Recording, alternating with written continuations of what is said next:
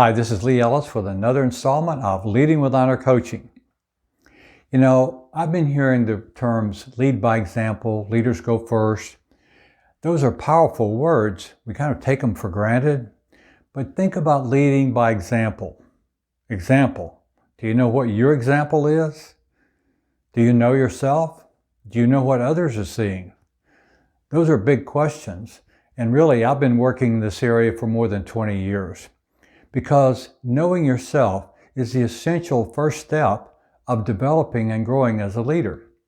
So what does it mean to know yourself? Well, first of all, it's about your character. Do you know yourself there? Now, last month we talked about character and we mentioned the Honor Code, which many of you have already downloaded. I hope you'll continue to do that. It's free on our website. Guarding your character is an essential part of knowing yourself and of leading by example. People are watching that. But secondly, do you know yourself in terms of your leadership traits and your natural tendency to go toward results or relationships and people? We know that a good percentage of the population, 40%, are naturally focused toward results and 40% more toward people. Knowing yourself like that helps you manage yourself. So leading by example really requires self-awareness. Self-awareness allows you to be more authentic, more realistic, and more genuine. And when you're authentic and genuine, people are attracted to you. And it doesn't matter if you're results-oriented or relationship-oriented. Both styles can be great leaders. They look a little different because their primary focus toward results or relationship is always going to be there as primary.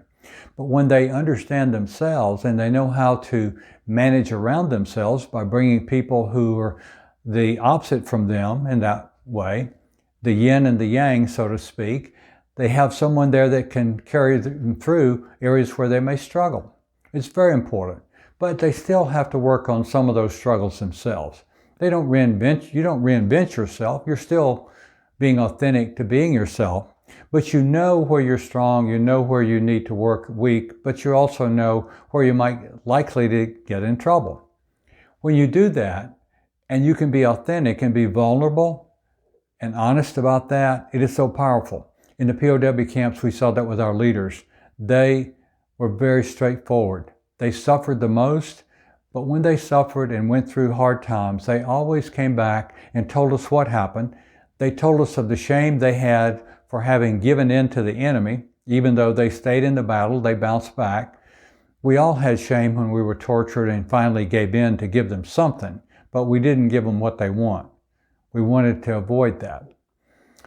But their focus towards being authentic was so powerful for us. It was their example that really inspired us. So being authentic, your self-knowledge and self-awareness is so important. But also you have to know about others' awareness, because you have to learn that people are unique and different. You have to manage them differently. You know, we've been involved in research and development of assessments for more than 20 years. So we always start individual team development with an assessment, so you know yourself. And then you also see your team and how they're similar, how they're different, and it helps so much in those team relationships in building trust. And finally, we've talked about self-awareness, others' awareness. You need situational awareness. That takes wisdom, it takes insights, and it takes knowledge and information.